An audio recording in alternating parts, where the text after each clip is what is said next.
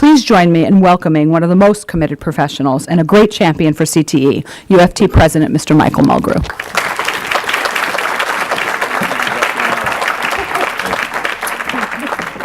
Good afternoon, everybody.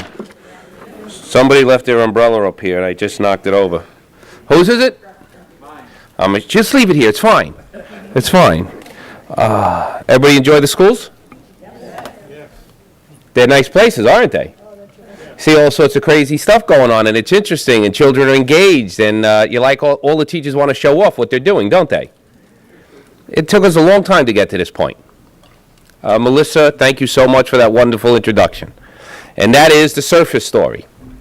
I'll tell you a little bit about under the surface right now.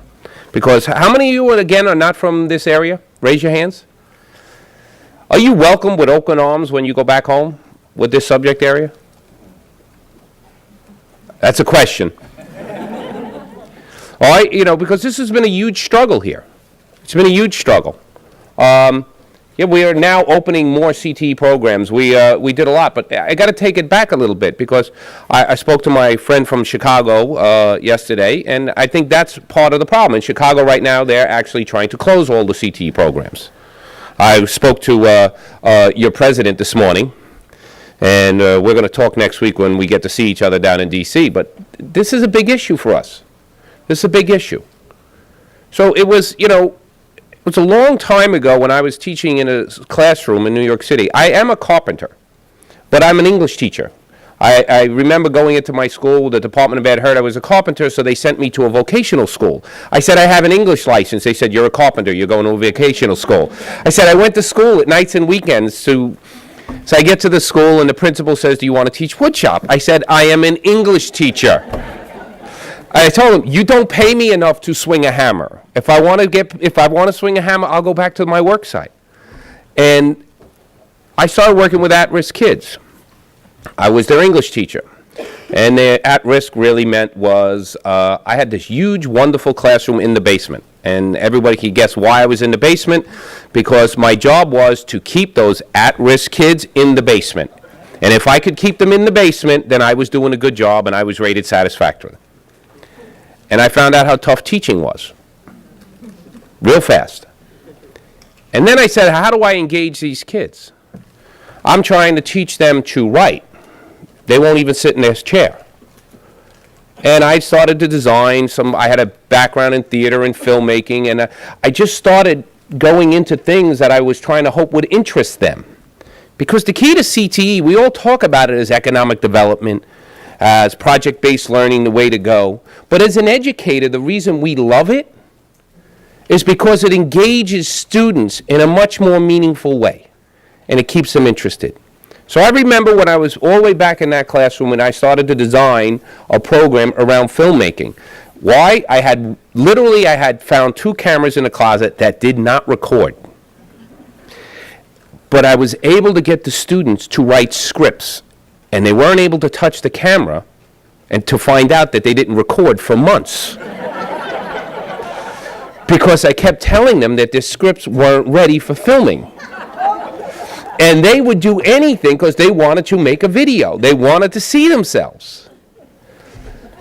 And that's a true story. And then I told them that the cameras didn't work. And I said, this is what we're going to do. We're going to show up at a basketball game. My school was very big in basketball. I said, we're going to set up our 2 cameras on the side. We're going to run wires. We're going to do everything. And the principal's going to come over to us and ask us what we're doing. Because, first of all, he's never seen you guys outside of the basement, and this will be good for us. So we set up the cameras, and we filmed the basketball game. And we had a switcher going on. None of the equipment worked. Principal came over to me afterwards, and he goes, wow, can we see the tape? I said, I wish I could give you the tape, but the recorder blew up in the middle, and we don't have a tape to show you. All the equipment's broken. And he said, you know what? Give me a list. I'll get you some equipment. And that's what started. But we were still in vocational ed at that point. And then I became a chapter leader, and there's this guy I met who I didn't even understand. He was running all over the place. His name was Frank Carucci, and he was the vice president for Career and Tech Ed. All right? Thank you, Frank, for being here. So you'd think I was bad. So I'm at chapter leader training as a new chapter leader, and Frank comes back from Baltimore. I don't even know if you remember this. He comes back from Baltimore, and he sits down with a couple of us from the CTE schools, and he was down there with a woman named Rose DePinto, a very, very good friend of us all. And he said, we're going to change vocational ed into career and technical education. We had no clue what he was talking about. We had never heard of career and technical education at that point. He says, we need to do things that are relevant, and we need to take the academics and put it into the shop sequences. And we said, okay. And he says, we're going to get you all certified. Him and Rose made up a course with a certification at the end and gave us a piece of paper. And there was a legion of people who ran around the city, and all we said was contextualize. That's what we learned in that class. We're going to contextualize academics into the shop area. So you had all these teachers and chapter leaders running around, speaking at public engagements, and we just kept saying contextualize, contextualize. Nobody knew what the hell we were talking about. We said, but the key here is that there's a whole segment of student population that is not engaged in learning. And what you're trying to make education to be at that point in time is, what we're dealing with a lot right now, just testing in academics. You're going to drive a large percentage of our children out of our schools. That's what you're going to do. And the parents listened to us and they agreed with us. So we just kept saying contextualize, and away we went. Then Frank retired, and he told me I had to take this job as the vice president. That was very nice of you. Thank you, Frank. Yeah, was you retiring? I know. And it was not all rosy at that point, because this is what this conference, to me, is the promise of this conference, is to bring out and really come out with a national strategy for this work. Because, yeah, we had started CTE in New York City, but there were a lot of debates going on behind the scenes that people weren't seeing. And there were decisions being made to stop opening CTE schools and start closing them.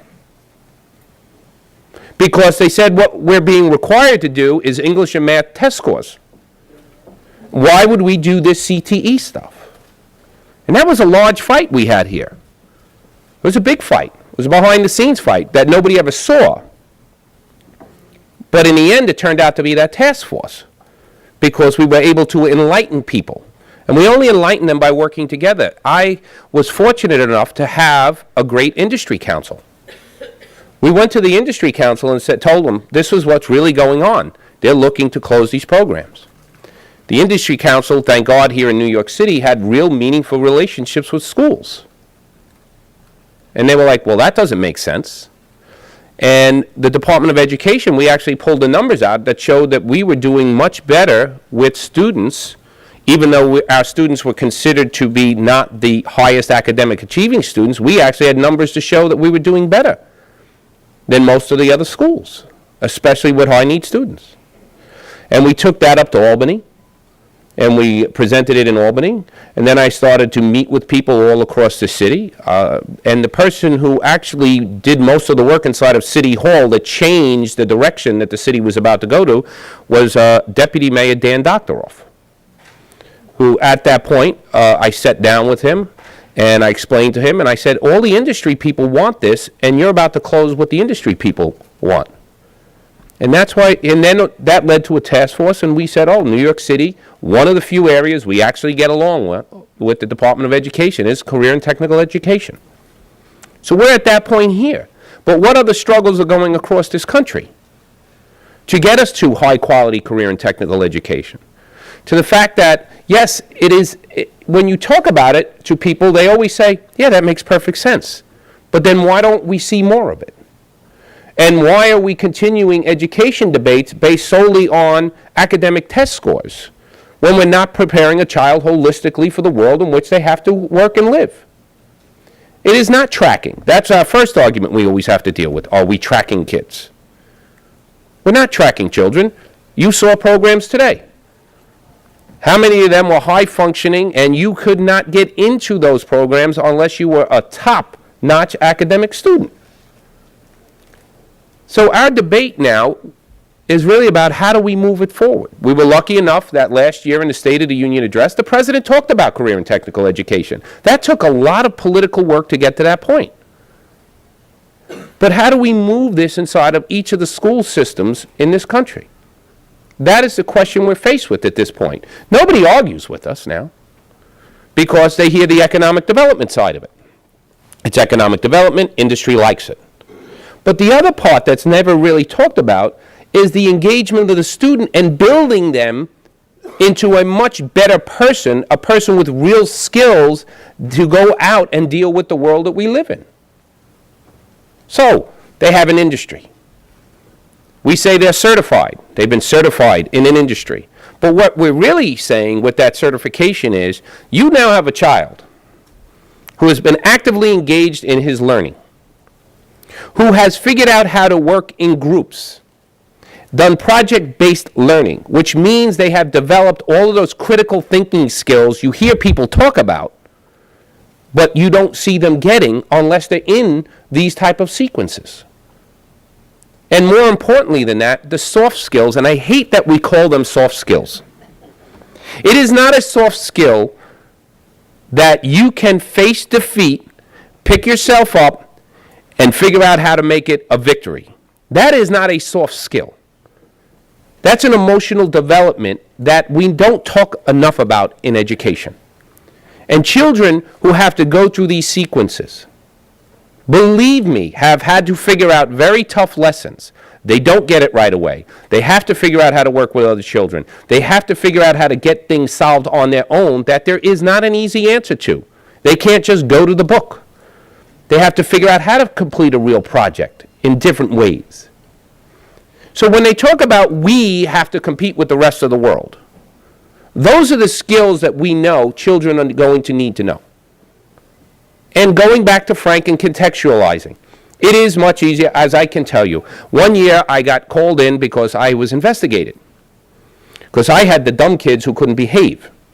And nobody understood how I had a 100% passing rate on the English Regents.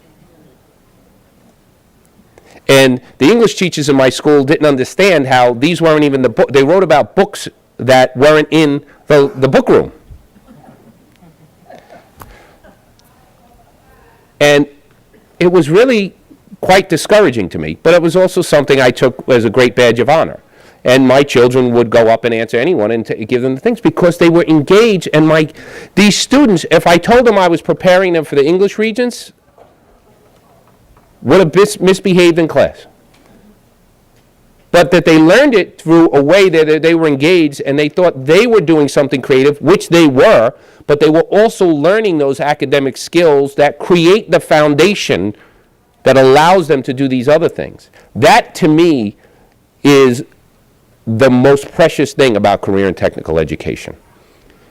Children and teachers, for a teacher, it's a gift because you're able to teach children the basic academic skills that are so hard to teach them in many environments. So when Leo Casey called me and said, I want to do a CTE event, I said, I appreciate it. I thank you very much. Leo and I was the CTE vice president. He was the academic high school vice president. I know he told you he came from a CTE school, but he was the academic high school vice president. And we used to have debates about CTE. And I was so happy when he said, Michael, this really is something we have to push across this country, and we need to bring people together. We need to bring people together and help them figure out how to move it. Because it's not always easy, especially with this age of accountability. Edison? Who's coming in? Edison. Yeah. How'd you do? Looked like, why is this man bothering us? We're walking around with boxes. Did you like Edison? Yes. Was Mr. Bell very nice? He's scary, right? Yes. But, so, what I'm hoping comes from this conference is a greater network of people who understand this and are pushing this. We are at a pivotal time, not just in education but in politics, but we really are at a good place at this moment to move this. But it's only going to be moved if there is a chorus of people from across this country saying the same thing from different school districts. And I wanted to personally thank each and every one of you for coming here and making time to do this. The numbers are there. The engagement are there. We can get, as Melissa said, it's not New York City. The national numbers are there. Children graduate at a higher rate when they go through a CTE sequence. And then here's the best part, because I've heard what the debate is in Chicago, is that they need to be college ready. And that's why we need to get rid of career and tech ed. Could you imagine such silliness? Children who go through CTE sequences attend college at a higher rate than those who do not. And they actually finish college at a higher rate in 4 years than those who do not, because they have learned so many different skills and they have learned about an awareness of what work is really about. So we here in this room, and I offer you all the help and support that I can give you as the UFT president, look forward to working with everyone to try and move this and make this the main focus of the debate when we talk about education as we move forward in this country. So thank you all very, very much.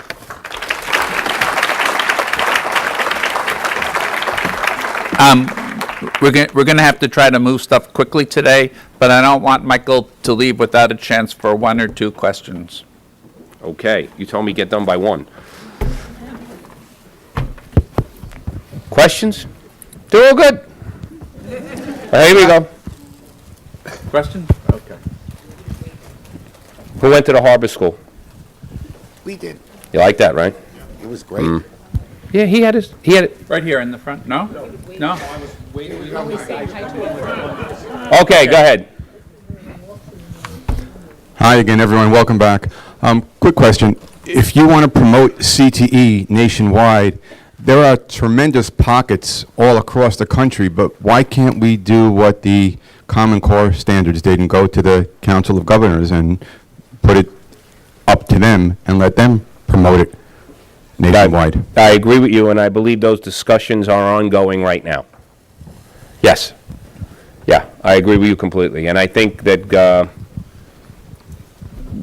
the Council of Governors, specifically with the National Business Council, is where we're having more and more of these discussions because they're natural partners. Look, it's a politician, okay? Not that I ever degrade politicians, but they all need economic development. And here's the sad part. You have to sell it as economic development. They need it. What we don't talk about a lot is the things I spoke about here today, is that for a teacher, the beauty of CTE is the engagement of a student in a whole different and a much more meaningful way. So it allows us to teach, because you cannot teach a student if they are not engaged. We call it ready to learn. Sometimes they're not ready to learn. And CTE is a great facilitator in overcoming that. But yes, thank you for that question, and those conversations have already started. Over here. Hold it. Sorry, teacher.